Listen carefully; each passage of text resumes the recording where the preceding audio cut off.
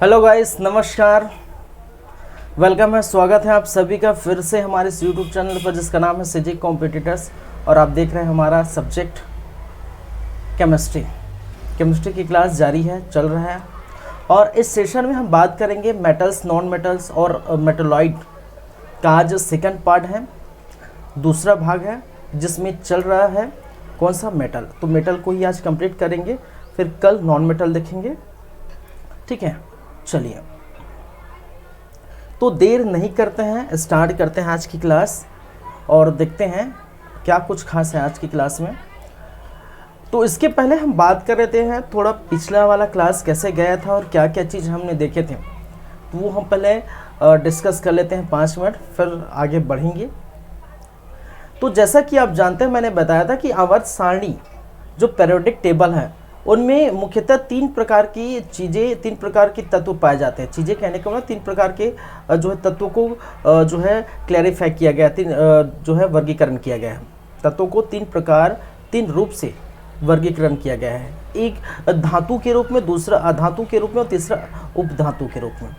तो जैसा कि आपको दिखाई दे रहा है, देख रहे हैं, मैं बता चुका हूँ पिछले क्लास में कि कहाँ से कहाँ तक धातु है, कहाँ से कहाँ तक अधातु और कहाँ से कहाँ तक उपधातु है, ठीक है। तो इसी को इस प्रकार से अगर हम पढ़ें तो धातु की संख्या लगभग 91, अधातु की संख्या लगभग 20 के आसपास देखने को मिलती है। अधातु की संख्या 20 और उपधातु की संख्या 7, इस प्रकार से आपको देखने को मिलता है। और सबसे पहले हम पढ़ें धातु के बारे में, या सबसे पहले हमें पढ़ें मेटल के बारे में। भौतिक गुण के आधार पर उनकी परिभाषा देखे थे कैसा होता है, और रासायनिक गुणों के आधार पर भी उनकी परिभाषा हमने देखे थे। तो भौतिक गुण के आधार पर हमने क्या कहा था कि वे तत्व जो चमकीले, कठोर, ठोस, आघातवर्धनी, तन्यता एवं ऊष्मा और विद्युत का सुचालक होते हैं एवं प्रतिध्वनि होते हैं, धातु कहलाते हैं। और दूसरा लाइन या फिर हम ये बोल सकते हैं कि वे तत्व जो सामान्य रासायनिक अभिक्रिया के द्वारा अपने परमाणु से एक या एक से अधिक इलेक्ट्रॉन त्याग कर धन आयन होने की प्रवृत्ति रखते हैं, उसको हम क्या कहते हैं, धातु कहते हैं। दोनों बातें सत्य हैं, क्योंकि पहली बातें वो भौतिक गुण के आधार पर सत्य है, दूसरी बातें रासायनिक गुण के आधार पर सत्य है। तो मेटल की दोनों बातें सत्य हैं। फिर हमने बात की थी धातु के गुण, प्रॉपर्टीज ऑफ मेटल, और धातु के गुण में धातुओं के भौतिक गुण भी देखे थे, धातु के रासायनिक गुण देखे थे, फिजिकल प्रॉपर्टीज ऑफ मेटल्स और केमिकल प्रॉपर्टीज ऑफ मेटल। जैसे कि भौतिक गुणों में आपको नजर आएगी सामान्य अवस्था में, ठोस अवस्था में पाया जाता है, मैंने कहा था। लेकिन कुछ अपवाद भी इसमें शामिल किया गया है, जैसे मरकरी है जिसको पारा कहा जाता है, ठीक है। मरकरी, पारा ये द्रव अवस्था में पाई जाती है। गैलेनियम है, सीजियम है, ये भी द्रव अवस्था में पाई जाती है। लेकिन धातु को क्या कहा गया कि सामान्य अवस्था में, ठोस अवस्था में पाए जाते हैं। तो कुछ अपवाद है जिसको आपको ध्यान में रखना है। दूसरी बात है चमकदार होते हैं। धातु का दूसरा गुण क्या है, धातु की दूसरी प्रॉपर्टीज क्या है, एस्टर होते हैं, चमकदार होते हैं। धातु इतना चमकते हैं कि रे जब आता है तो रिफ्लेक्ट करके प्रतिबिंब का भी निर्माण कर लेते हैं। तो ऐसे जो है, ठीक है, धातु की प्रॉपर्टी है। धातु की तीसरे नंबर की प्रॉपर्टी मैंने कहा था कि सामान्य अवस्था में ये कठोर होते हैं। क्या होते हैं भाई, कठोर होते हैं। जैसे कि जो है आपका फेरस है, आर्यन है, आर्यन बोल दिया, आयरन है, ठीक है, फेरस है या आयरन है, और जो निकिल है, कोबाल्ट है, ये सारे क्या होते हैं, लगभग सामान्य अवस्था में, कठोर अवस्था में होते हैं। लेकिन कुछ अपवाद है जो मुलायम अवस्था में होते हैं, जैसे लिथियम है, सोडियम है, पोटेशियम है आदि, जिससे चाकू से भी काटा जा सकता है। तो ये कुछ अपवाद है, इसको भी आपको याद रखनी है। फिर मैंने चौथी बात की थी आघातवर्धनीयता। आघातवर्धनीयता कहने का मतलब है ठोक पीट ठठाकर उसको क्या किया जाता है, चादर में ढाल सकते हैं, चादर के रूप में क्या कर सकते हैं, उसको ढाला जा सकता है। और सबसे अधिक आघातवर्धनीयता सोने का होता है। सोने, इसलिए सोने और कॉपर के जो है मिलाकर आभूषण तैयार की जाती है। और आघातवर्धन इतना होता है कि चादर बना सकते हैं, कुछ ग्राम सोना लेके हम उसको चादर में तब्दील कर सकते हैं। तो ये हम देखे थे आघातवर्धन। पांचवा जो है इसकी प्रॉपर्टी होती है तन्यता। तन्यता कहने का मतलब तार के रूप में खींचा जा सकता है, जितना लंब होगा वो खींचेंगे, वो ऐसा नहीं कि एकदम से टूट जाएगा। हाँ, इतना ज़्यादा खींचेंगे तो टूटेगा भाई साहब, ठीक है, बहुत ज़्यादा खींचेंगे टूटेगा, लेकिन उनका जो लेंथ है उनकी क्वांटिटी पर डिपेंड करता है, जितना क्वांटिटी उतना लेंथ। जैसे कि यहाँ पर मैंने कहा था कि गोल्ड या सोना, 1 ग्राम सोना से लगभग 2 किलोमीटर लेंथ लंबा तार खींचा जा सकता है। ठीक है, गोल्ड के 1 ग्राम गोल्ड को 1 ग्राम सोना को 2 किलोमीटर लंबा खींचा जा सकता है। जैसे 100 ग्राम जो सिल्वर है, चांदी है, Ag जिसको कहा गया है, ठीक है, 100 ग्राम जो सिल्वर है, जो चांदी है, उसको 200 मीटर लंबा क्या कर सकते हैं, खींच सकते हैं। ठीक है, ये भी याद रखें। तो गोल्ड का जो तन्यता अधिक होता है एज कम्पेयर टू सिल्वर। ठीक है, तो इस प्रकार से आप ध्यान रख सकते हैं। छठी बात मैंने कहा कि ऊष्मा और विद्युत का सुचालक होते हैं। जो भी धातु होते हैं ऊष्मा विद्युत का क्या होता है, सुचालक होता है। जैसे चांदी हो, तांबा हो गया, तो ये सारे जो तांबी का जो धातु है, तो उसका यूज बिजली के तारों में, इलेक्ट्रिसिटी वगैरह में, अन्य कामों में किया जाता है, क्योंकि ये तन्यत होते हैं और जो है इसमें विद्युत फ्लो किया जा सकता है। लेकिन अपवाद के रूप में ये है सीसा और पारा, जिसको मरकरी और जो है क्या कहा जाता है, मरकरी कहा जाता है और पारा कहा जाता है, Hg कहा जाता है। तो ये जो है ये कुचालक होते हैं, तो ये भी थोड़ा ध्यान रखना पड़ेगा। और पारा और मरकरी के बारे में मैंने बताया था एक बात और, कि ये सामान्य अवस्था में जो है द्रव अवस्था में रहते हैं। ठीक है, और ये कुचालक होते हैं। लेकिन धातु की प्रॉपर्टी क्या है कि ठोस अवस्था में रहते हैं लेकिन सुचालक होते हैं। लेकिन जस्ट अपोजिट क्या कार्य करता है, कौन, यहाँ पर Hg या पारा। नेक्स्ट मैंने क्या कहा था कि इनका क्वथनांक एवं गलनांक, मेल्टिंग और बॉइलिंग दोनों हाई होते हैं। ठीक है, इनको ज़्यादा टेम्परेचर देना पड़ता है। और मैंने समझाया था गलनांक क्या होता है, क्वथनांक क्या होता है। ठीक है, ये खैर अलग जो है हम पदार्थ की अवस्था में हम पढ़े थे, उसी को मैंने समझाया कि ठोस कोई भी पदार्थ है उसको हम ज़्यादा टेम्परेचर देते हैं, टेम्परेचर जो देते हैं तो वो कन्वर्ट हो जाता है द्रव में, तो उसको गलनांक कहते हैं। अगर द्रव को हम ज़्यादा टेम्परेचर देते हैं और वो कन्वर्ट हो जाता है गैस में, उसको क्वथनांक कहते हैं। तो इस प्रकार से, और धातु में अगर क्वथनांक गलनांक किया जाए तो सबसे अधिक मात्रा में फेरस, कोबाल्ट, निकल ये सब होते हैं, लेकिन सबसे अधिक मात्रा में टंगस्टन होते हैं। सबसे अधिक गलनांक और क्वथनांक किसका होता है, टंगस्टन का होता है भाई साहब, ये भी याद रखें। निम्न गलनांक और निम्न क्वथनांक जो है रुबिडियम है, फ्रांसियम है, सीजियम है, ये सारे आपको देखने को मिलते हैं। ठीक है, चलिए, तो ये चीज़ हो गई थी। फिर मैंने कहा प्रतिध्वनि या अणु जो है नादनपूर्ण होते हैं। कहने का अगर इसको ठोकेंगे, पीटेंगे, ठीक है, इसको बजाएंगे तो आवाज़ इससे आएगी। जैसे लोहा है, एग्जाम्पल के मैंने कहा लोहा बजता है तो वो बहुत शोर आता है, बहुत आवाज़ आता है, तो इसको ठोकेंगे पीटेंगे तो क्या होगा, आवाज़ आती है। तो ये भी ध्यान रखिए। फिर मैंने कहा था कि धातु के रासायनिक गुण हमने देखे थे। उसके बाद क्या देखे थे भाई, धातु के रासायनिक गुण। तो धातु के रासायनिक गुण में हमने कहा था सबसे फर्स्ट बात है इलेक्ट्रॉनिक विन्यास। इसके इलेक्ट्रॉनिक विन्यास में 72 कोष की बात करें तो 72 कोष में, या फिर इलेक्ट्रॉनिक विन्यास में के 72 कोष में 1 इलेक्ट्रॉन रहते हैं, या फिर 2 इलेक्ट्रॉन रहते हैं, या 3 इलेक्ट्रॉन रहते हैं। ठीक है, जैसे मैंने एग्जाम्पल दिया था, कि लिथियम है, सोडियम है, मैग्नीशियम है, एल्यूमिनियम, पोटेशियम है, कैल्शियम है। लिथियम के बाहरी कक्षा में इसके परमाणु की बाहरी कक्षा में इलेक्ट्रॉनों की संख्या 1 होती है। सोडियम की बाहरी कक्षा में जो इलेक्ट्रॉनों की संख्या 1 होती है। मैग्नीशियम की 2 होती है, एल्यूमिनियम की 3 होती है, पोटेशियम के 1 होता है, और कैल्शियम का भी 2 होता है। तो इस प्रकार से 1, 2 या 3 होते हैं। तो इलेक्ट्रॉनिक विन्यास इस प्रकार से होते हैं। इनके 72 कोष में इलेक्ट्रॉनों की संख्या 1 हो सकती है, 2 हो सकती है, 3 हो सकती है। इलेक्ट्रॉन त्यागने की प्रवृत्ति बहुत ज़्यादा होती है और त्याग कर ये धन आयन बनाते हैं। जैसे कि मैंने कहा था, ये एग्जाम्पल बताया था सोडियम का, मैग्नीशियम का, एल्यूमिनियम का। सोडियम में 1+ चार्ज क्यों है, क्योंकि 1 इलेक्ट्रॉन किसी को दे देगा, इलेक्ट्रॉन त्यागेगा। मैग्नीशियम में 2+ चार्ज इसलिए क्योंकि ये मैग्नीशियम क्लोराइड, इसमें एक सूत्र बनता था, जैसे कि मैंने बताया मैग्नीशियम क्लोराइड MgCl2। तो इससे अब अगर हम करेंगे तो Cl2 को ये 2 इलेक्ट्रॉन दे देगा। यहाँ पर जो बनता है AlCl3 बनता है, ठीक है, AlCl बनता है, और Al जो है वो 3 इलेक्ट्रॉन इसको दे देगा। तो इस प्रकार से क्या हो जाएगा, ये 3 प्लस हो जाता है, ठीक है, 3 प्लस हो जाता है, एल्यूमिनियम पर 3 चार्ज चढ़ जाता है। तो इलेक्ट्रॉन त्यागने की प्रवृत्ति अत्यधिक होती है, ज़्यादा होती है। निम्न विद्युत ऋणात्मकता होते हैं। निम्न विद्युत ऋणात्मक कहने का मतलब इलेक्ट्रॉन त्यागने की तो प्रवृत्ति अधिक होती है, लेकिन इलेक्ट्रॉन ग्रहण करने की प्रवृत्ति बहुत कम होती है। इसको कहते हैं निम्न विद्युत ऋणात्मकता, ठीक है, क्योंकि अष्टक पूरा करने के लिए इसको 8 की ज़रूरत होती है, क्योंकि कम होता है तो दूसरे को भाई साहब को दे देता है, लेकिन वो ज़्यादा एक्सेप्ट नहीं करता। ऑक्सीजन के धात्विक ऑक्साइड बनाता है, ऑक्सीजन से क्रिया करके धात्विक क्या बनाता है, ऑक्साइड बनाता है। जैसे सोडियम से ऑक्सीजन का क्रिया करके सोडियम ऑक्साइड बनाया, ठीक है। और एक चीज़ मैंने कहा था कि जो सोडियम होता है, क्या होता है, जो सोडियम है और पोटेशियम है,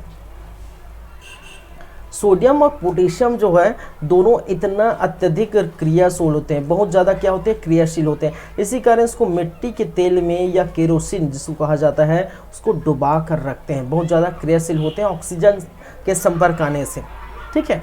तो ये चीज़ें हमने देखे थे, ये बातें कही थी। और एक चीज़ हमने ये भी पढ़े, पानी के साथ इसका क्रिया करके धातु के जो ऑक्साइड है पानी के साथ क्रिया करके क्या बनाते हैं, सोडियम जैसे क्या बनाते हैं, हाइड्रोक्साइड बनाते हैं। जैसे कि यहाँ सोडियम हाइड्रोक्साइड बना एक प्रकार का क्षार है। जो धातु है वो पानी के साथ क्रिया करके क्या बनाते हैं, हाइड्रोक्साइड बनाते हैं, लेकिन साथ ही साथ क्या है, हाइड्रोजन गैस भी मुक्त करते हैं। क्या करते हैं, हाइड्रोजन गैस भी क्या करते हैं, मुक्त करते हैं। तो ये सारी बातें, इतनी सारी बातें पिछले क्लास में हो चुकी थी, पिछले क्लास में देख चुके थे। अब इस क्लास में ये पार्ट 2 रहेगा और पार्ट 2 में मेटल की ही बातें होगी। यहाँ पर हम बात करेंगे विभिन्न जो धातु हैं, ठीक है, विभिन्न धातु की क्रियाशीलता पर नजर डालेंगे।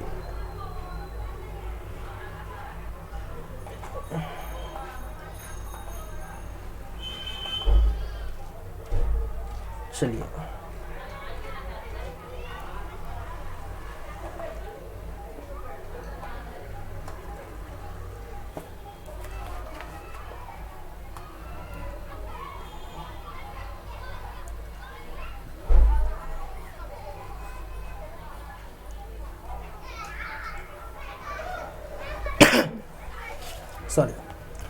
चलिए ठीक है। अब धातुओं को क्रियाशीलता,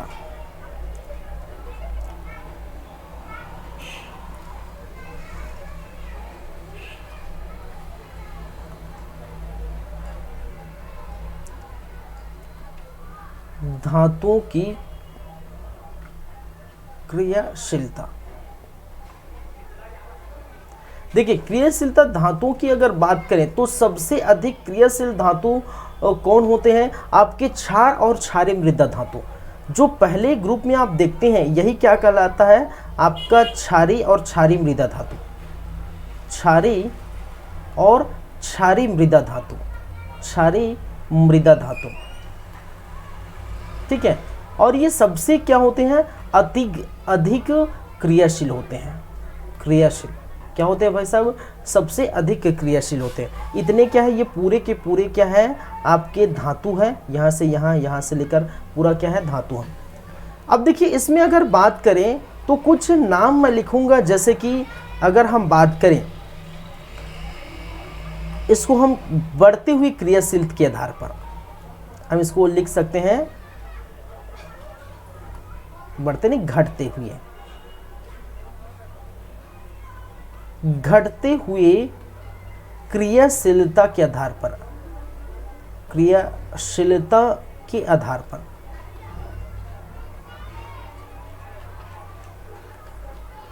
तो जैसे कि मैंने यहां लिख दिया कुछ नाम, जैसे कि मैंने लिखा लिथियम पहले नंबर पर, दूसरे नंबर पर मैंने लिखा पोटेशियम, तीसरे नंबर पर मैंने लिया क्या कैल्शियम, चौथे नंबर पर मैंने लिखा सोडियम, ठीक है।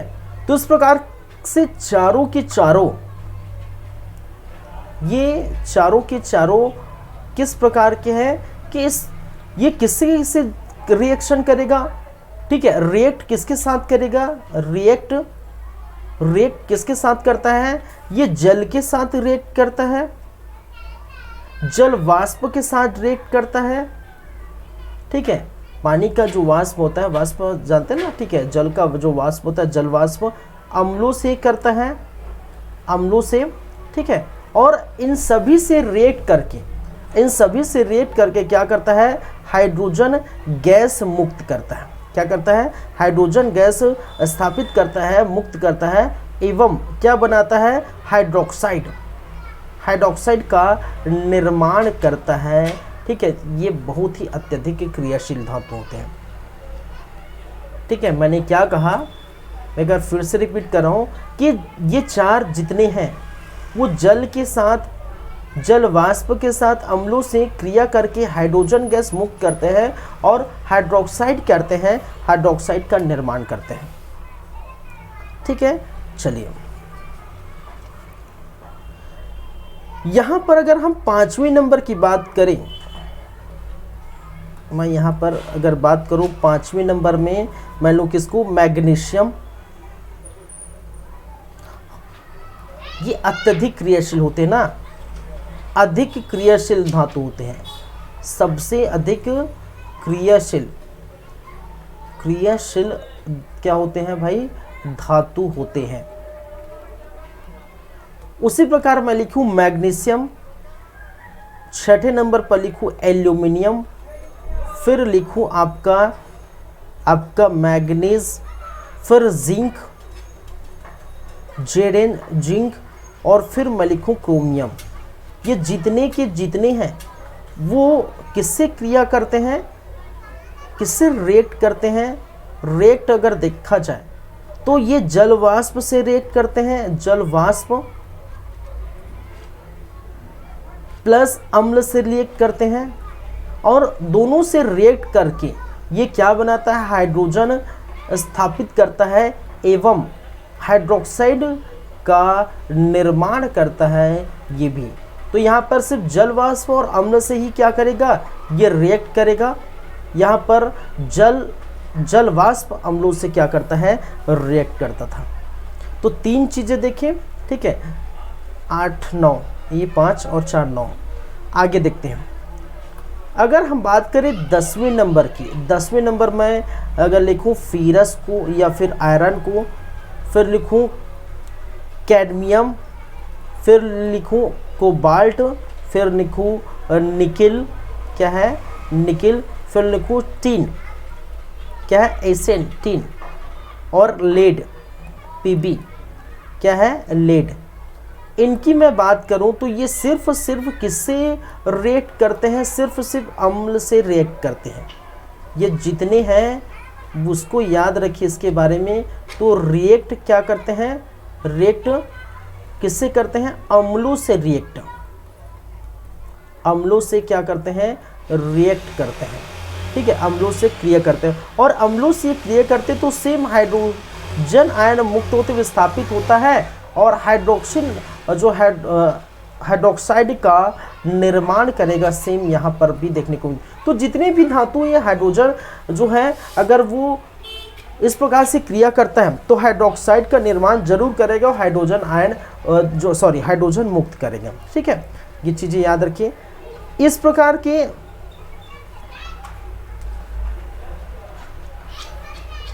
ये सभी क्या कहलाते हैं, ये सभी मध्यम वर्गीय, मध्यम सक्रियता वाले कहलाते हैं। ये सभी क्या है, मध्यम सक्रिय धातु है, सक्रिय धातु। यहाँ पर ये भी है मध्यम सक्रिय धातु, यहाँ से 1 2 4 यहाँ पर लिख दें तो ये भी क्या है, कुछ मध्यम सक्रिय धातु है, मध्यम सक्रिय धातु। ये दिखाई नहीं दे रहा होगा, कलर मैं चेंज कर देता हूँ, इसमें भी नहीं, ये ब्लैक कलर ही चलेगा इसमें। मध्यम सक्रिय धातु, सक्रिय धातु। चलिए उसी प्रकार अगर हम बात करें अन्य की, जिसे 16 नंबर पर हम देते हैं एंटीमनी, एंटीमनी, आर्सेनिक, बिस्मथ,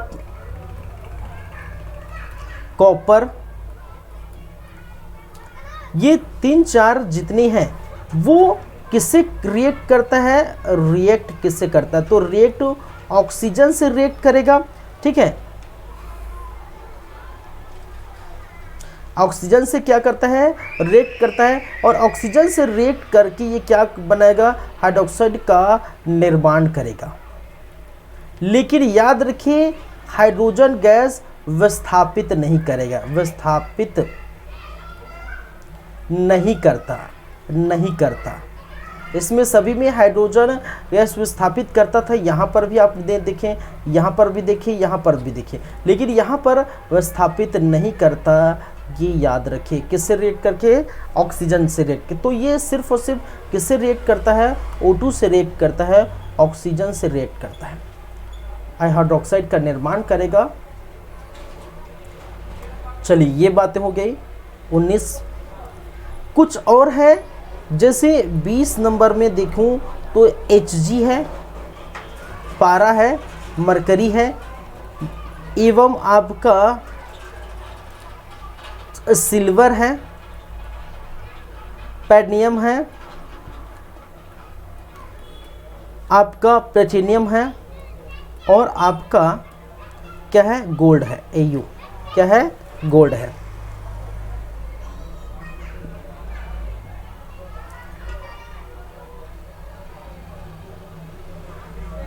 क्या है, Au गोल्ड। तो जितने हैं ये क्या करता है भाई,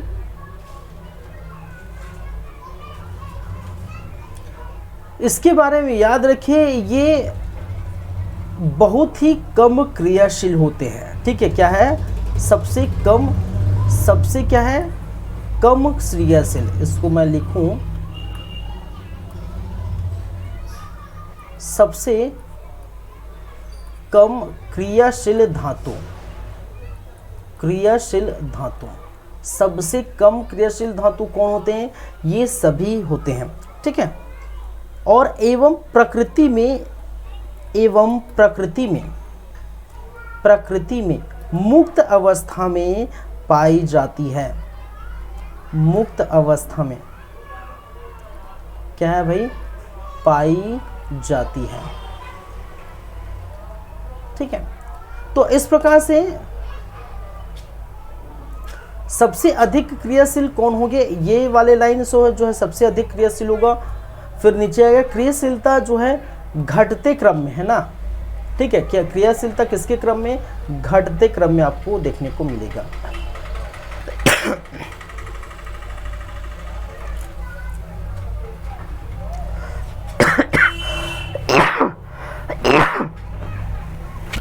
सॉरी,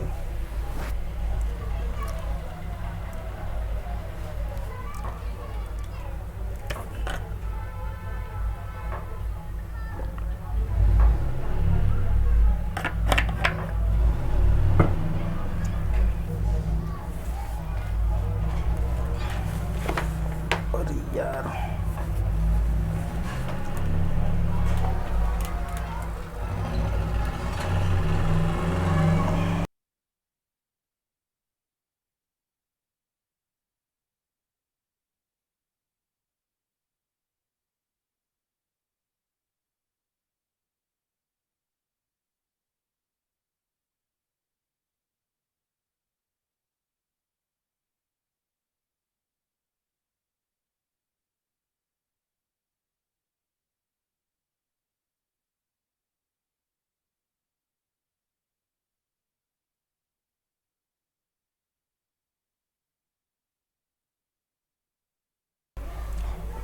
देखिए, और अगर हम बात करें धात्विक गुण की, मैंने लिखा था एक चीज, क्या है, धात्विक गुण।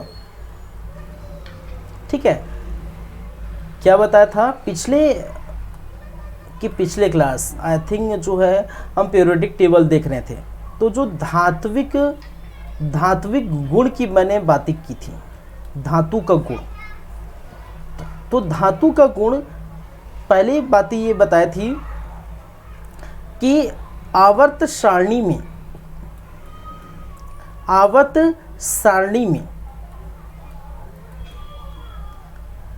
बाईं से दाईं बाईं से दाईं, बाईं से दाईं कहने का मतलब है लेफ्ट से राइट, लेफ्ट से राइट। आवर्त सारणी में बाईं से दाईं जाने पर क्या होता है, धात्विक गुण, धात्विक गुण क्या होता है भाई, घटता है, घटता है। ये चीज मैंने बताया था, क्या होता है, धात्विक गुण घटता है लेफ्ट से राइट जाने का। कहने का मतलब है धात्विक गुण, धातु का गुण सबसे अधिक ज़्यादा धातु क्रिया जो है, इनके जो धातु होंगे, धात्विक गुण में अगर हम बात करें तो मैंने क्या कहा था, लेफ्ट से राइट, ठीक है। तो इधर से ये लेफ्ट से राइट में अगर मैं जाया तो धात्विक गुण क्या होगा, धात्विक गुण क्या होगा भाई, धात्विक गुण घटेगा। मैं इस प्रकार से लाइन खींच दिया, इसका मतलब घटेगा। वहीं पर टॉप से बॉटम, अगर मैं ऊपर से नीचे आऊं, टॉप से बॉटम आऊं, तो जो धात्विक गुण होते हैं, मैं यहाँ लिखा हूँ धात्विक गुण होते हैं, वो क्या होगा, वो बढ़ेगा, हाई होगा। मैं एरो ऊपर लगाएं इसका मतलब बढ़ेगा, एरो नीचे लगाएं इसका मतलब घटेगा।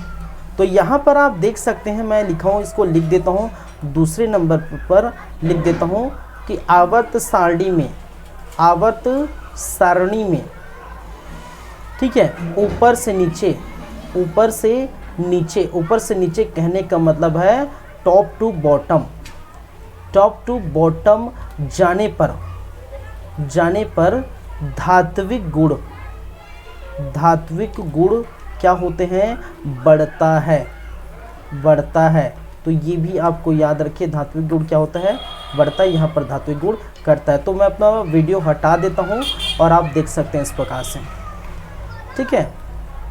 तो आप इस प्रकार से देख सकते हैं कि धात्विक गुण बढ़ रहा है किस तरफ, और धात्विक गुण धातु का जो गुण है, ठीक है, ये भी मैंने बताया था।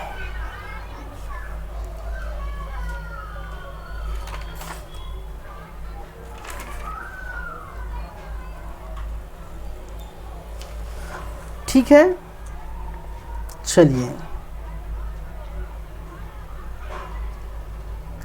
आगे बढ़ा जाए भाई।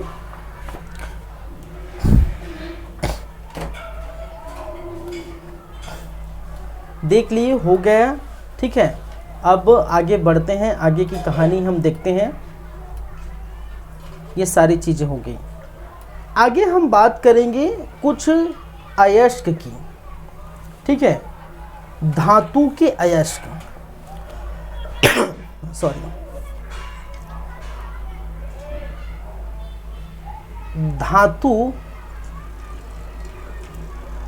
धातु एवं उनके अयस्क, उनके क्या है, अयस्क। चलिए, अयस्क जिसको क्या कहा जाता है, और या ओरे, जो भी आपने ORE, इसको इंग्लिश में क्या बोलते हैं, ORE, इसको ओरे पढ़े और पढ़े, जो भी आपका मर्जी है।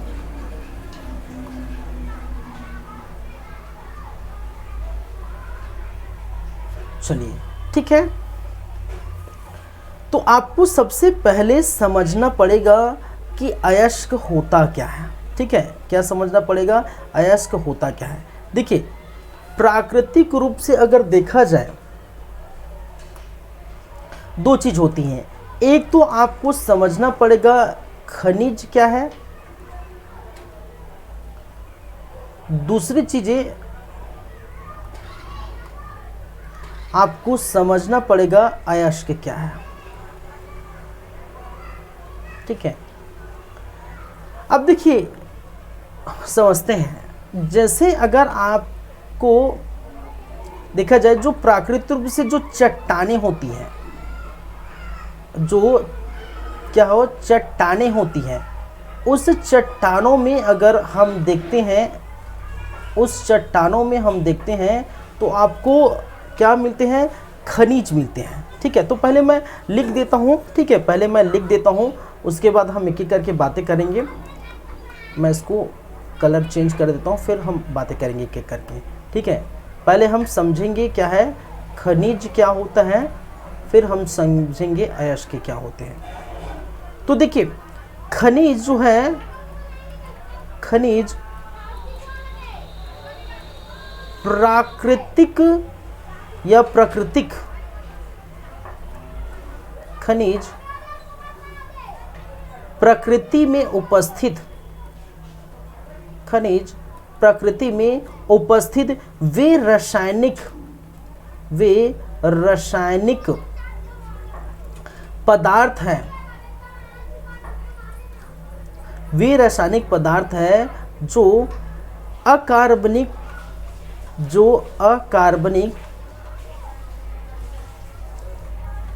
प्रक्रियाओं द्वारा क्या किया जाता है, निर्मित की जाती है, निर्मित होते हैं। क्या है, खनिज प्रकृति में उपस्थित वे रासायनिक पदार्थ होते हैं जो अकार्बनिक प्रक्रियाओं द्वारा क्या होते हैं, ठीक है, निर्मित होते हैं। चलिए,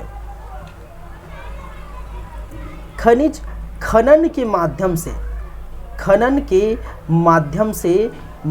से क्या किया जाता है, ठीक है, निकाला जाता है, ठीक है, यह पाया जाता है।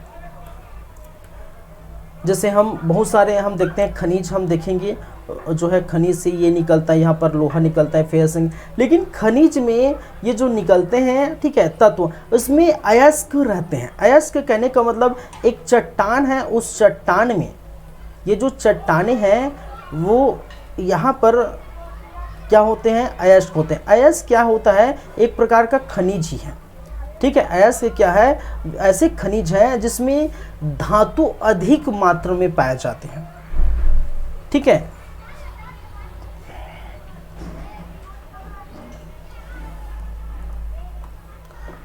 अगर हम बात करें अयस्क की, तो एक प्रकार का ऐसा खनिज, हम इसको लिख सकते हैं एक प्रकार का थोड़ा बड़ा हो गया, या फिर इसको लिख सकते हैं वे खनिज जिसमें क्या होती है, धातु की मात्रा अधिक होती है। क्या होती है, अधिक होती है। क्या कहलाता है, अयस्क कहलाता है। क्या कहलाता है, अयस्क कहते हैं। अगर आसान शब्दों में हो जाए कि अयस्क क्या है, एक प्रकार का खनिज ही है, और ऐसे अयस्क जिसमें बहुत सारे अगर धातु देखने को मिलती है वो क्या कहलाते हैं, ठीक है, उसमें तो वो क्या कहते हैं, अयस्क। अयस्क कई प्रकार के होते हैं। जैसे अयस्क के अगर प्रकार की चर्चा की जाए, हालांकि इसको भी नहीं पढ़ेंगे बाद में, ठीक है। अयस्क के प्रकार की चर्चा की जाए तो एक होता है ऑक्साइड अयस्क, ऑक्साइड ओरी या ऑक्साइड अयस्क। दूसरा होता है आपका कार्बोनेट अयस्क, कार्बोनेट ओरी या कार्बोनेट अयस्क। एक होता है आपका सल्फाइड अयस्क। एक होता है आपका कौन सा, हाइड्रिड अयस्क या और। तो ये चार प्रकार के क्या होते हैं, अयस्क पाए जाते हैं लगभग, ठीक है। तो देखिए एक और चीज़ है, नोट में आप ये भी लिख सकते हैं कि जो अयस्क होते हैं, देखिए सभी जितने भी अयस्क होंगे, ठीक है, सभी जितने भी अयस्क होंगे, याद रखिए सभी अयस्क क्या होते हैं, खनिज होते हैं। सभी अयस्क खनिज होते हैं, परंतु याद रखिए, परंतु सभी खनिज अयस्क नहीं होते भाई साहब, अयस्क नहीं होते, ठीक है। आप देख सकते हैं मैंने क्या कहा, मैं रिपीट करता हूँ फिर से कि सभी जो अयस्क, जितने भी अयस्क मिलेंगे, तो जाहिर सी बात है खनिज एक प्रकार का अयस्क ही है, तो जितने भी अयस्क मिलेंगे वो क्या है, वो सभी खनिज होते हैं, और सभी खनिज अयस्क नहीं होते, ऐसे पॉसिबल नहीं है। तो चट्टान का एक टुकड़ा टाइप जो संरचना होती है, ठीक है, चट्टान के इस टुकड़े टाइप की जो संरचना आपको दिखाई दे रहा होगा इस प्रकार से, ठीक है, इस प्रकार की जो होती है, तो ये क्या होता है, ये क्या कहते हैं, अयस्क कहते हैं। ठीक है, इसी को हम क्या कहते हैं, अयस्क कहा जाता है। एक प्रकार का टुकड़ा नुमा क्या होते हैं, संरचना देखने को मिलता है।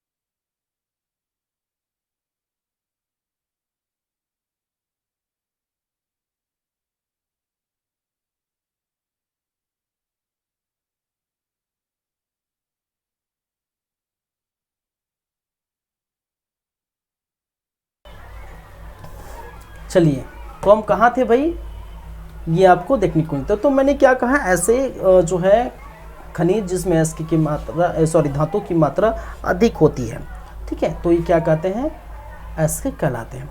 तो समझ गए। देखिए, अयस्क में आसानी से हम धातु प्राप्त कर सकते हैं। धातु प्राप्त करने का जरिया, धातु क्या कहते हैं, आसानी से प्राप्त किया जा सकता है, प्राप्त कर सकते हैं।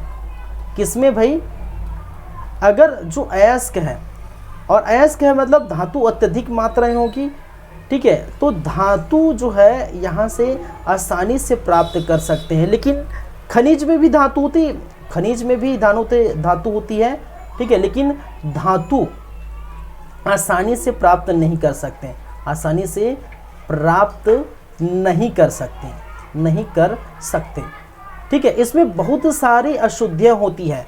नॉर्मल जो खनिज हैं उसमें बहुत ज़्यादा अशुद्धियाँ होती है, उस अशुद्धियों को हटाना इतना आसान नहीं होता। अन्य बहुत सारी रासायनिक विधियाँ होती है, ठीक है, उसके द्वारा उसको हटाया जा सकता है, हटाते हैं, लेकिन इतना आसान नहीं होता इस खनिज से धातु प्राप्त करना, ठीक है। जब इसी अशुद्धियों को समझे, मैंने क्या कहा, धातु में, सॉरी, खनिज में उपस्थित जितनी भी अशुद्धियां हैं, सभी अशुद्धियों को हटा देते हैं, और हटाने के बाद जब हमें धातु प्राप्त होता है तब उसी को कहते हैं, क्या कहते हैं, मेटलर्जी, धातु कर्म। धातु क्या कहा जाता है, देखिए, कोई भी धातु, मैंने कहा, प्रकृति में आसान तरीकों से आराम से नहीं मिलता, एकदम जो है शुद्ध रूप से नहीं प्राप्त किया जा सकता। कोई भी धातु को प्रकृति में शुद्ध रूप से प्राप्त नहीं किया जा सकता। मैंने क्या कहा, मैं यहाँ पर चलता हूँ। अगर किसी भी धातु की हम बात करते हैं, कोई भी धातु, वो प्रकृति में शुद्ध रूप से नहीं मिलता, प्रकृति में शुद्ध रूप से नहीं पाया जाता है, शुद्ध रूप में नहीं पाया जाता, नहीं पाया जाता। इसको क्या करना है, इसमें उपस्थित क्या है, जो अशुद्धियां हैं, जो धातु में उपस्थित क्या है भाई साहब, धातु में उपस्थित क्या है, अशुद्धियां हैं, अशुद्धियां। इसी अशुद्धियों को क्या करना है, हटाना है, और इसी अशुद्धियों को हटाना ही क्या कहलाता है, इसी अशुद्धियों को हटाना, और इसी अशुद्धियों को हटाना ही क्या कहलाता है, धातु कर्म कहते हैं। इसी को कहते हैं धातु कर्म कहते हैं, या जिससे किस नाम से जाते हैं, मेटलर्जी, किस नाम से जानते हैं? मेटलर्जी, या जिसे क्या कहा जाता है? धातु कर्म। तो प्रकृति में शुद्ध रूप से धातु पाए नहीं जाते, उसमें अशुद्धियां होती है, और इसी अशुद्धियों को जब हम किसी तरीके से, ठीक है, किसी तरीके से हटा देते हैं, ठीक है, इसका निष्कर्षण करते हैं, इसको हटा देते हैं। हटाना मतलब, कहने का मतलब है निष्कर्षण करना, ठीक है। क्या है? हटाने का मतलब ऐसा नहीं कि जिसको इसको क्या करते हैं, उठाया और हटा दिया, ऐसा नहीं है। इसका निष्कर्षण करना, या जिसे क्या कहते हैं? एक्सट्रैक्शन। क्या कहते हैं? एक्सट्रैक्शन करना। क्या कहलाता है भाई साहब? हटाना या निष्कर्षण करना, एक्सट्रैक्शन करना धातु कर्म कहलाता है। समझ गए? चलिए, तो 3-4 चीज़ समझे हम। एक तो खनिज के बारे में समझे हम, खनिज क्या होता है, ठीक है, प्रकृति में, ठीक है। आप नॉर्मल सब देखिए, ये सब बुकिस की लैंग्वेज है, बुकिस की भाषा है। खनिज क्या होता है? बुकिस की भाषा ये लिखा है। अगर नॉर्मल हम बात करें तो प्रकृति में जो चट्टाने पाए जाते हैं, बहुत सारे जो प्रकार के चट्टाने पाए जाते हैं, चट्टाने में धूल है, मिट्टी है, कण है, बहुत सारे अशुद्धियां हैं।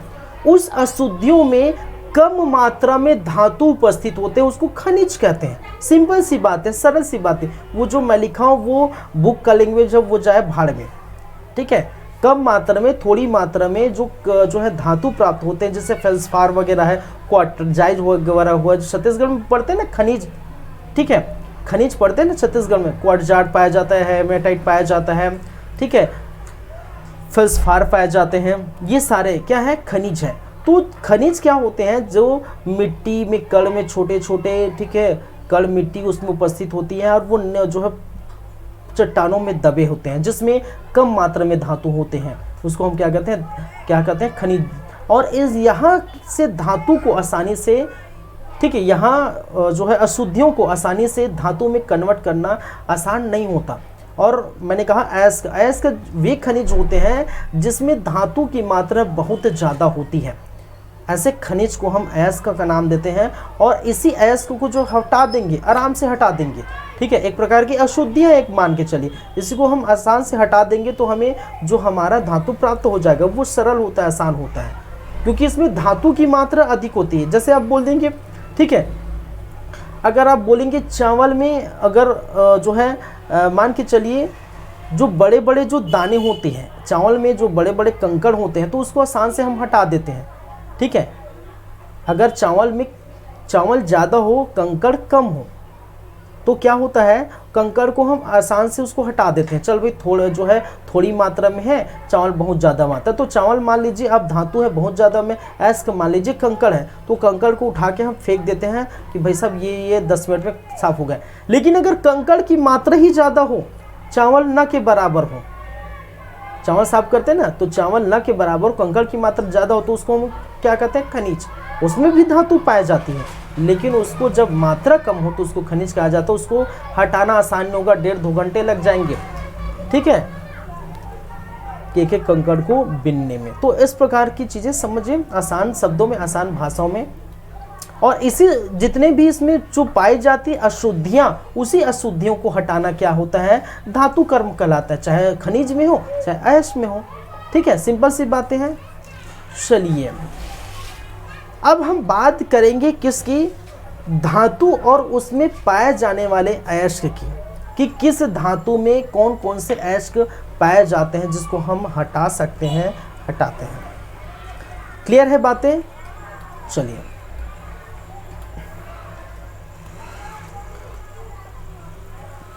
तो एक एक करके हम बात करेंगे। सबसे प्रथम पहले मैं जल ग्रहण कर लेता हूँ भाई।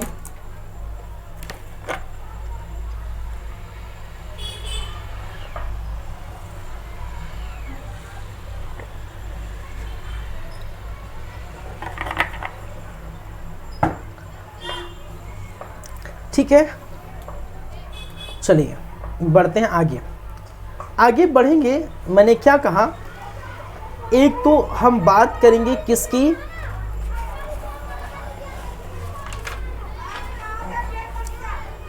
एक मिनट, ठीक है, ठीक है, चलिए एक सबसे फर्स्ट हम बात करें किसकी, जो है सोडियम की।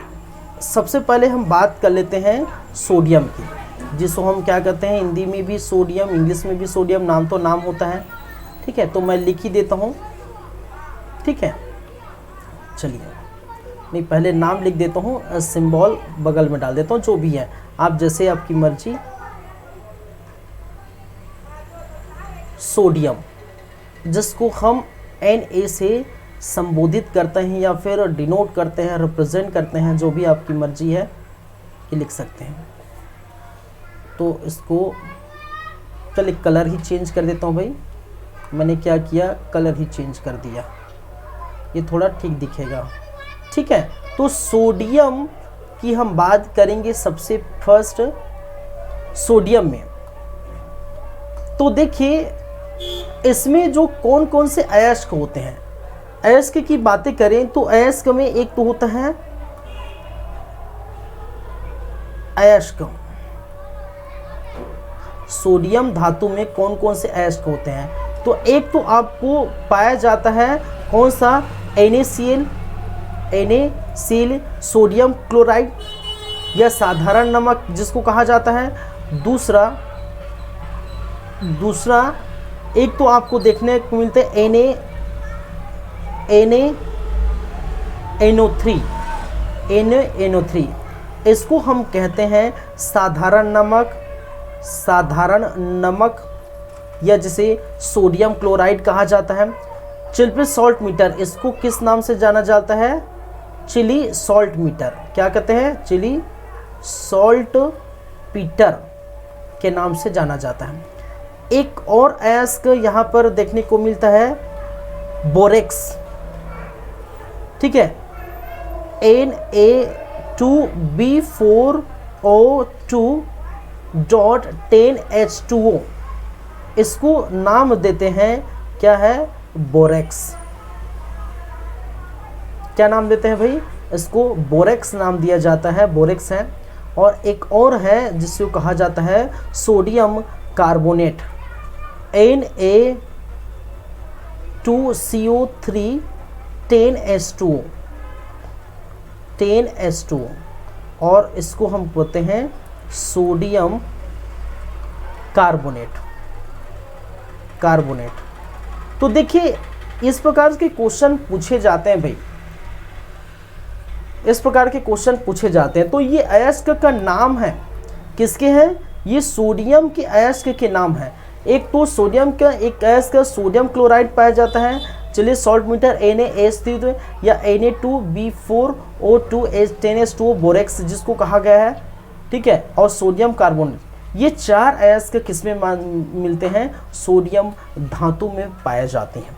तो सोडियम धातु प्राप्त करने के लिए इन अयस्कों को क्या करना पड़ेगा, बाहर हटाना पड़ेगा। ठीक है, चलिए तो ये आपको ध्यान में रखनी है। तो कई बार क्वेश्चन पूछा जाता है निम्नलिखित में से सोडियम कार्बोनेट के अयस्क होगी या सोडियम का अयस्क निम्नलिखित में इनमें से होता है, या सबको ऑप्शन में दे दिया जाएगा इनमें से कौन कौन होते हैं, इनमें से सभी होता है, इनमें से एक होता है, नंबर 2, नंबर 3 नंबर। ठीक है, इस प्रकार से क्वेश्चन पूछे जाते हैं, तो ये भी ध्यान रखिए। चलिए दूसरे नंबर पर हम जब बात करें तो सोडियम के बाद हम बात करें, ठीक है, एल्यूमिनियम की। किसकी, एल्यूमिनियम की। एल्यूमिनियम जिसको हम Al से प्रेजेंट करते हैं, L से लिखते हैं एल्यूमिनियम। एल्यूमिनियम में कौन कौन से आपके अयस्क मिलते हैं, इसको मैं ऐसे लिख देता हूँ। इसमें अयस्क कौन कौन से मिलता है, एक तो बॉक्साइड मिलता है। क्या मिलता है, बॉक्साइड। मैं इसकी अयस्क की बातें करूंगा। अयस्क इसमें क्या क्या पाया जाता है, एक तो इसमें पाया जाता है बॉक्साइड Al2O3 जिसे कहा जाता है बॉक्साइड। एक मिलता है kaolin 3Al2O3 6Si 2 dot 2H2O, 2H2O बहुत लंबा नाम है, ठीक है, बहुत लंबा रासायनिक समीकरण इसका नाम है केओलिन। इसको क्या कहा जाता है, किस नाम से जाना है, केओलिन। एक होता है इसका फेल्सफॉर, क्या है, फेल्सफॉर, क्या होता है, फेल्सफॉर, KALSI3O8 O8, या जिसे हम कहते हैं फेल्सफॉर, फेल्सफॉर। एक है कोरंडम, क्या है, Al2O3, जिसको कहा जाता है कोरंडम। एक है क्रायोलाइट, यहाँ पर मैं लिख देता हूँ 5वें नंबर पर Na3AlF6, जिसको कहा जाता है क्रायोलाइट, क्रायोलाइट। तो देखिए मैं यहाँ वीडियो हटा देता हूँ, ठीक है। इस प्रकार से क्वेश्चन पूछे जाते हैं। निम्नलिखित में से आपको पूछ दिया जाएगा कि निम्नलिखित में से एल्यूमिनियम के अयस्क हैं। ऑप्शन नंबर फर्स्ट, आपको ऑप्शन नंबर फर्स्ट ये दिया जाएगा, ठीक है, फेल्सफॉर। दूसरा ये दिया जाएगा, तीसरा कोई और ये दे दिया जाएगा, और चौथा पहला और दूसरा करके, ठीक है, और चौथा इनमें से कोई नहीं। तो इस प्रकार से तो आपको देखना, देखिए यहाँ पर अयस्क में आपका जो पोटेशियम शामिल है, ठीक है, पोटेशियम भी शामिल है, एल्यूमिनियम शामिल है, सिलिकॉन भी शामिल है। तो आपको कंफ्यूज आ जाएगा भाई साहब कि जो ये किसका अयस्क है, एल्यूमिनियम का है कि पोटेशियम का है कि सिलिकॉन का है। यहाँ पर क्या है, यह क्रायोलाइट में Na3AlF6, तो यहाँ पर सोडियम भी शामिल है, एल्यूमिनियम भी शामिल है। तो यहाँ पर अगर पूछा जाता है कि ये किसका अयस्क है, तो आप लगा देंगे, हो सकता है कि भाई साहब सोडियम पहले लिखा है तो सोडियम का है। तो इस प्रकार से क्वेश्चन पूछे जाते हैं, तो याद रखिए, ध्यान रखिए, यहाँ से क्वेश्चन बनते हैं भाई, ठीक है, यहाँ से क्वेश्चन बनते हैं, अयस्क से क्वेश्चन बनते हैं, मिश्र धातु से क्वेश्चन बनते हैं, आगे आएंगे इसके यौगिक से क्वेश्चन बनते हैं, ठीक है, इनके जो यौगिक आएंगे। अब इसके बाद हम क्या पढ़ेंगे, जितने भी धातु हैं उनके क्या पढ़ेंगे, यौगिक पढ़ेंगे, ठीक है। तो उसका और उसका उपयोग देखेंगे।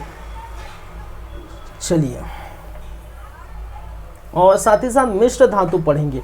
तो ढेर सारी चीज़ें पढ़नी हैं, अभी बाकी है फिलहाल। तो ऐसे क्वेश्चन आपसे पूछे जाते हैं, ये ध्यान रखिए, ये याद रखिए। चलिए, ये दूसरे नंबर की बात कर लिए। तीसरे नंबर में अगर हम बात करें, किसकी, तीसरे नंबर की है पोटेशियम की। अरे यार, तीसरा नंबर क्या है भाई, पोटेशियम, पोटेशियम, या जिसे डिनोट करते हैं के से,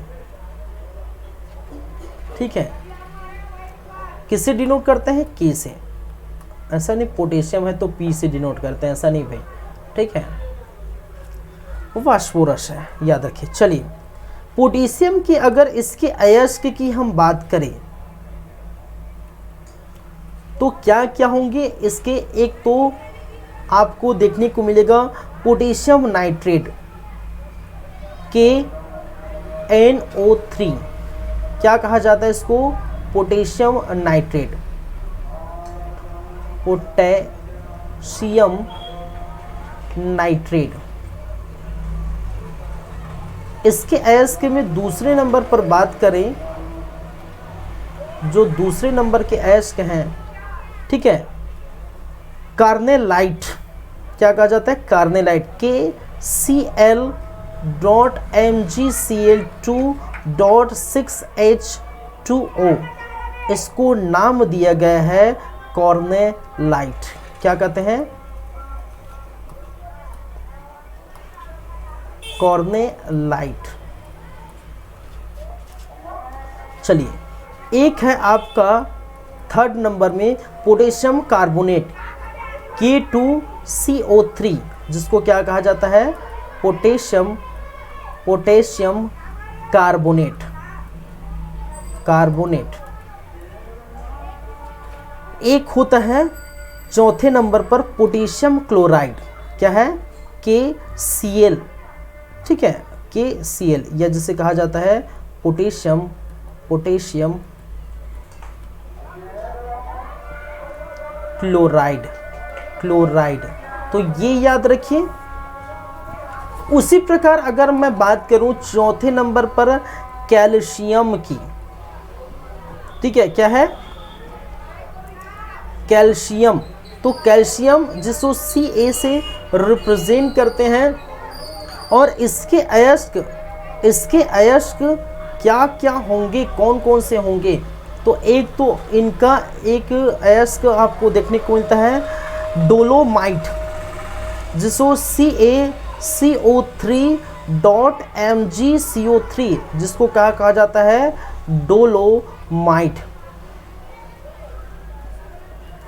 एक होता है कैल्साइट, एक होता है कैल्साइट। दूसरे नंबर पे बात कर रहे हो तो CaCO3, जिसको कहा जाता है कैल्साइट। एक होता है आपका थर्ड नंबर में जिप्सम, ठीक है, CaSO4.2H2O, जिसको कहा जाता है जिप्सम, ठीक है। फ्लूओरफोर एक नाम है जिसे कहते हैं कैल्शियम F2O, जिसको कहते हैं फ्लूओरस्पोर, फ्लूओरस्पोर। एस्बेस्टस एक और है जिसका नाम है एस्बेस्टस, जिसका रासायनिक सूत्र है CaSiO3MgSiO3, जिसको कहते हैं एस्बेस्टस, एस्बेस्टस, ठीक है। तो इस प्रकार से चीज़ें आपको देखने को मिलती हैं, और भी बहुत सारे हैं, उसको हम देखेंगे, लिखेंगे, पढ़ेंगे।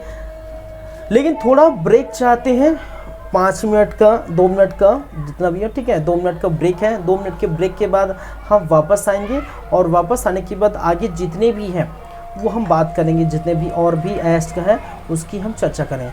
चलिए फिर चलते हैं, 2 मिनट के ब्रेक के बाद वापस लौटते हैं।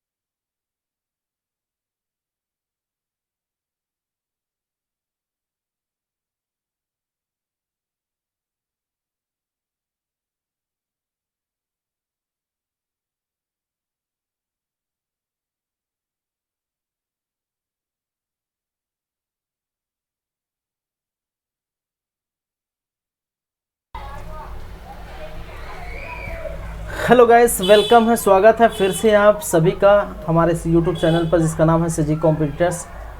फिर से हम आगे की बात करेंगे, आगे की चर्चा करेंगे। तो हम देख चुके हैं 1, 2, 3 और 4 ऐसे धातुओं के जिसके एस का क्या क्या होते हैं। तो हम बात करेंगे 5वें धातु मैग्नीशियम। क्या है भाई? मैग्नीशियम। और मैग्नीशियम जिसको डिनोट करते हैं Mg से, कैपिटल G लिख देता हूँ, Mg इसको डिनोट करते हैं। और इसके अयस्क क्या क्या होंगे वो हम देख लेते हैं। तो एक तो आपको देखने को मिलेगी, क्या है? मैग्नेसाइड। क्या क्या है इसका नाम है? मैग्नेसाइड। MgCO3 जिसको कहा जाता है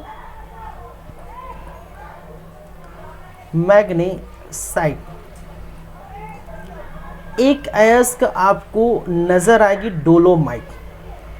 ठीक है, ये क्या है? डोलोमाइट। MgCO3.CO3 इसको हम कहते हैं डोलोमाइट।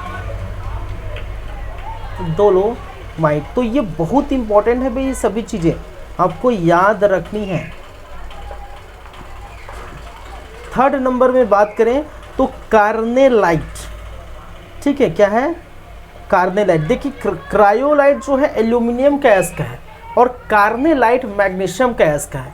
ये देखिए, हम लिख देते हैं पहले KCl.MgCl2.6H2O जिसको कहा जाता है कार्नेलाइट।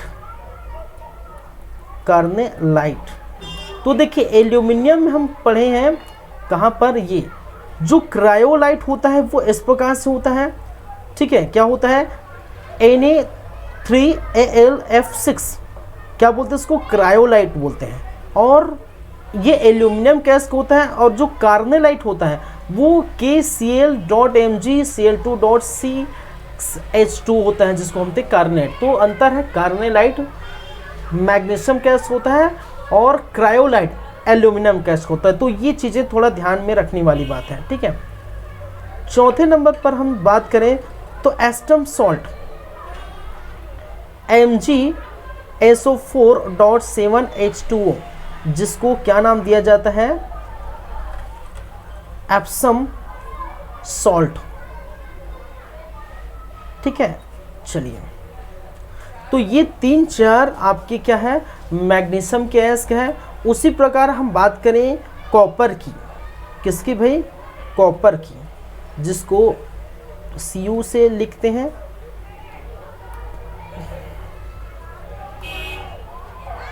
क्या है? कॉपर, जिसे हम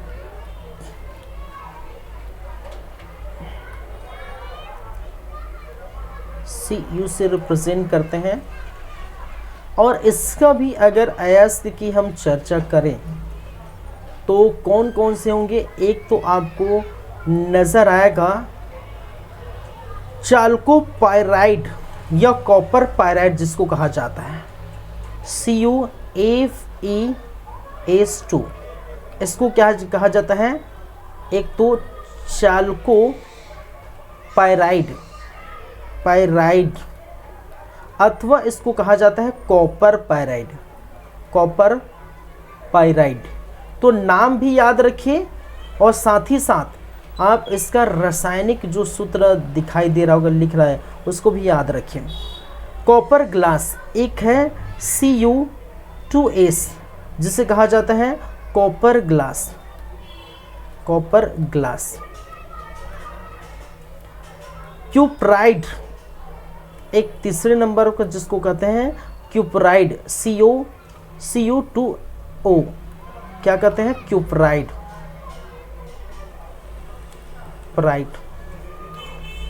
एक और होता है जिसे हम कहते हैं मेलेकाइट। खोल Cu के साथ और OH ब्रैकेट में 2 फिर CO3 इसी को कहते हैं मैलेकाइट। मैलेकाइट। एक और होता है जिसे हम क्या कहते हैं, एजुराइट। होल CuOH2.2Cu CO3, इसे कहते हैं एजुराइट। क्या कहते हैं, एजुराइट। तो ये है आपके क्या है भाई, कॉपर के एस्क। उसी प्रकार हम बात करें 7वें नंबर पर जिंक के एस्क का। जिंक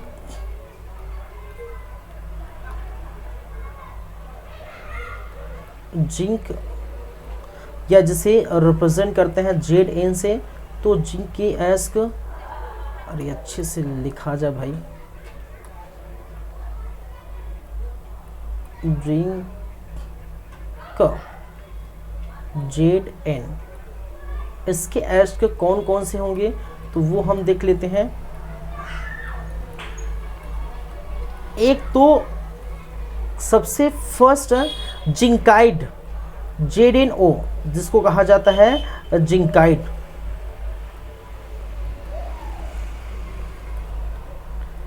एक और जिसे कहते हैं जिंक ब्लेड, ZnS, क्या कहते हैं, zinc blende. Calamine, third number की बातें करें तो ये होता है कैलामाइन, ZnCO3, कैलामाइन। एक होता है फोर्थ नंबर की बात करें तो वेलेटाइन, ZN2SiO4, जिसे कहते हैं विलेमाइट।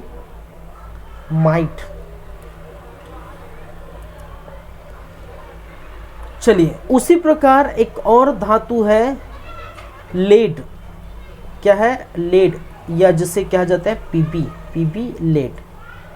इसके कौन कौन से अयस्क है इसको भी हम देख लेते हैं। तो एक तो आपको देखने को मिलेगा गैलेना। क्या है, गैलेना, इसको लिखते हैं पीबीएस, या जिसे कहा जाता है गैलेना।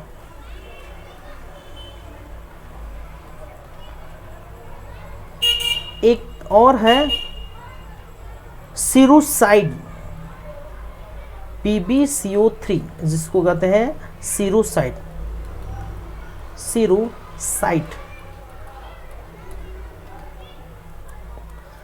उसी प्रकार 90वें नंबर में टीन की हम बात करें, किसकी, टीन, जिसको प्रेजेंट करते हैं एसएन से रिप्रेजेंट करते हैं टीन। इसके अयस्क की हम चर्चा करें तो इसका एक ही अयस्क आपको देखने को मिलता है जिसको हम कहते हैं कैसेराइट। क्या है, SnO2, या जिसको कहा जाता है कैसेटेराइड।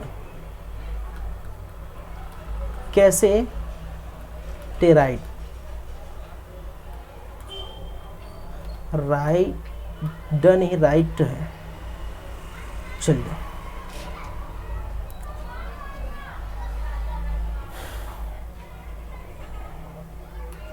चलिए, तो कौन से नंबर के हो गए भाई, ये हो गए 9वें नंबर का 10वें नंबर। तो देखते हैं, पहले पूरा लिख लेते हैं। 10वें नंबर पे है आपका 3 हो गए कैडमियम।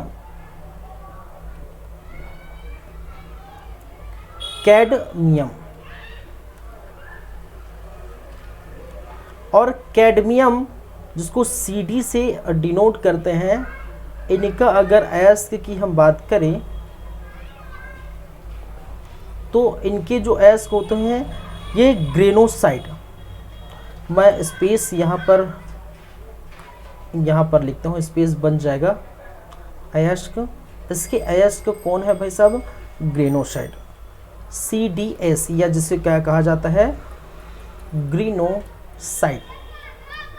तो इसके एक ही है, तो इसलिए मैं इस प्रकार से लिख दिया। फिर अगर 11वें नंबर की बात करें तो निकिल। क्या है, निकिल, या जिसे Ni से रिप्रेजेंट करते हैं इस निकिल के अयस्क की चर्चा करें तो निकिल के अयस्क क्या होंगे, मेलेराइट। ठीक है, इसके क्या होते हैं, NiS, या जिसे कहा जाता है मिलेराइट, मिलेराइट। चलिए उसी प्रकार हम बात करें 12वें नंबर में, तो 12वें नंबर में मैग्नीज या जिसे Mn से रिप्रेजेंट करते हैं, इसकी अयस्क की हम चर्चा करेंगे। इसके अयस्क 3 होते हैं, 3 अयस्क इसमें देखने को मिलता है। एक है आपकी पायरोलुआइट, एक होता है MnO2 या जिसे क्या कहा जाता है पायरोलुसाइट। एक अयस्क सेकंड नंबर में आपकी मैग्नेटाइट। ठीक है, क्या कहते हैं, 2 ही होते हैं इसके। एक होता है, मैंने क्या कहा सेकंड में Mn2O3.2H2O, जिसे क्या कहा जाता है मैग्नेटाइट।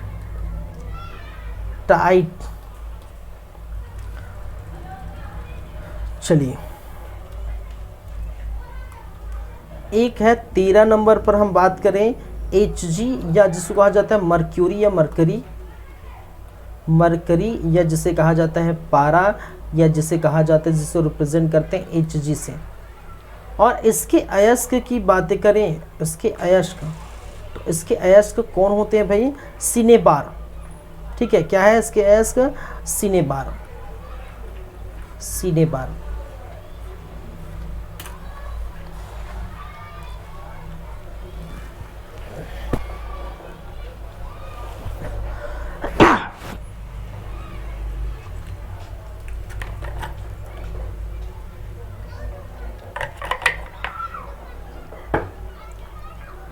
चलिए तो ये 13वें नंबर पर और कुछ है। जैसे 14वें नंबर पर हम बात करेंगे आयरन की, है 2-4 अभी बाकी है, देख लेते हैं तो पूरा खत्म हो जाएगा।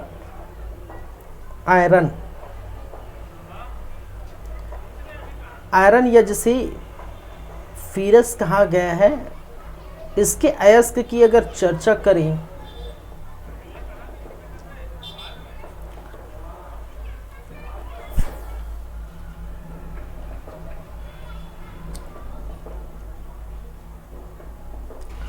तो लगभग 6 यहाँ पर देखने को मिलता है।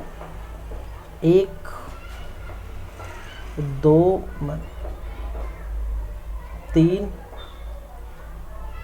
4 5 और 6।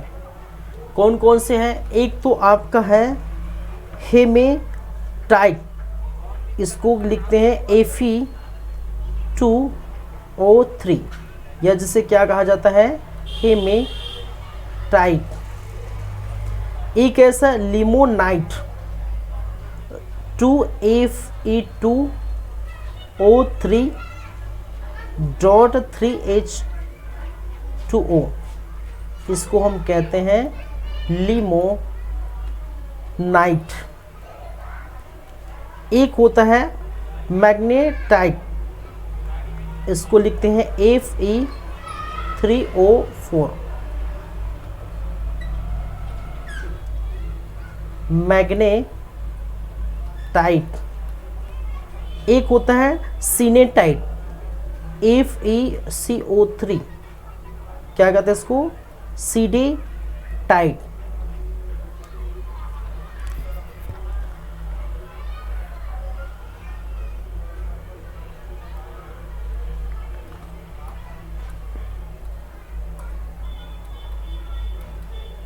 सीडेराइट। एक होता है आपका आयरन पायराइट, ठीक है, FeS2 या जिसको कहा जाते हैं आयरन पायराइट। एक होता है कॉपर पायराइट, जिसको कहा जाता है CuFeS2 जिसको कहा जाते हैं कॉपर पायराइड। तो जैसे आपको याद रखना है भाई, ये सारी चीज़ें बहुत ही ज़्यादा इम्पोर्टेंट है। सिल्वर, अगर हम बात करें सिल्वर की, Ag, ठीक है, सिल्वर के कुछ अयस्क की चर्चा करें।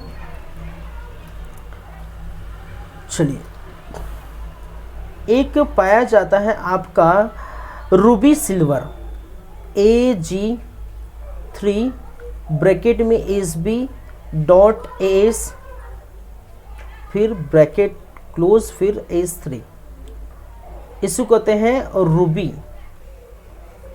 क्या कहते हैं भाई? Ruby silver.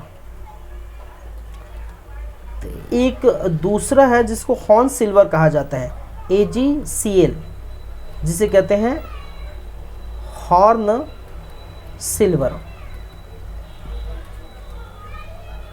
ठीक है, चलिए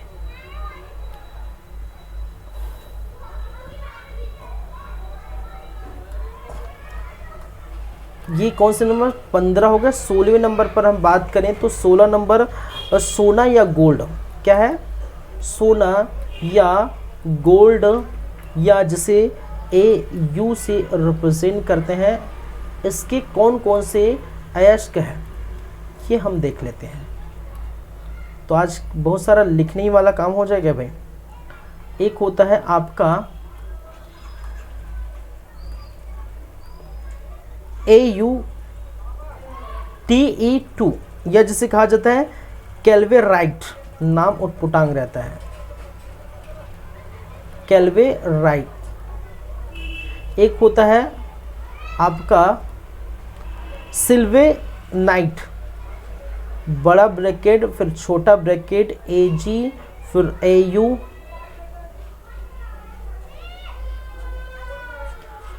Ag फिर Au फिर छोटा ब्रैकेट क्लोज फिर Tl2 फिर बड़ा ब्रैकेट क्लोज।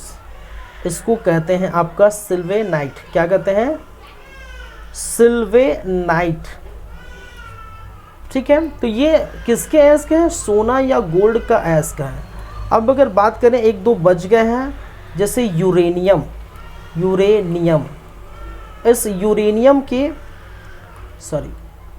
यूरेनियम का जो अयस्क की हम चर्चा करें, अयस्क तो कौन कौन से अयस्क हैं? अयस्क तो कौन कौन से अयस्क पाए जाते हैं? एक तो आपको नजर आएंगे कार्नेटाइट, बड़ा ब्रैकेट K2, छोटा ब्रैकेट UO2, फिर एक और ब्रैकेट VO4, ये तो टांग हो गया भाई, होल 2, 4 के बाद होल 2 है, 4 के बाद होल 2, फिर डॉट, फिर 3H2O, फिर क्लोज। तो उसको करते हैं कार्नेटाइट। ठीक है, एक हम पढ़े कार्नेलाइट पढ़े थे ना, ठीक है, कार्नेलाइट पढ़े थे। ठीक है, जब वो कैल्शियम का अयस्क कहलाता था कार्नेलाइट, क्रायोलाइट एल्यूमिनियम का अयस्क कहलाता है, और कार्नेटाइट ये यूरेनियम का अयस्क कहलाता है। ये से भी आपको याद रखना है, ये क्या कहलाता है? कार्नेटाइट। तो एक ये हो गए पिच ब्लेंड, या जिसे क्या कहा जाता है? Pitch blend.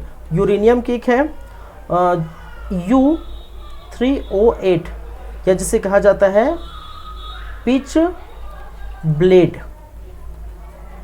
ठीक है, ब्लेंड। तो ये यूरेनियम की क्या है भाई? ये यूरेनियम के अयस्क है। फिर एक थोरियम के अयस्क भी है। 18 नंबर पर हम बात करें थोरियम के अयस्क। ठीक है, क्या है? थोरियम। तो थोरियम के अयस्क के रूप में क्या क्या आपको देखने को मिलेगा? थोरियम के अयस्क के रूप में आपको एक ही है। थोरियम का अयस्क कौन सा है? एक है मोनोजाइट, एक ही है जिसको कहा जाता है मोनोजाइट। ठीक है, क्या है, मोनोजाइड। तो ये चीज़ें आपको क्या करनी है, याद रखनी है। क्लियर है बातें? तो बहुत टाइम से ये चल रहा था, इसके ऐसे की चर्चा हम कर रहे थे। चलिए ठीक है, तो आज की क्लास हम यहीं पर रोकते हैं भाई। आगे की प्रोसेस हम बाद में करेंगे, आगे की बातें हम बाद में करेंगे। और जो बच गए हैं, एक तो मिश्र धातु बच गए हैं इस धातु में, ठीक है, धातु में मिश्र धातु बच गए और धातु के ये यौगिक बच गए।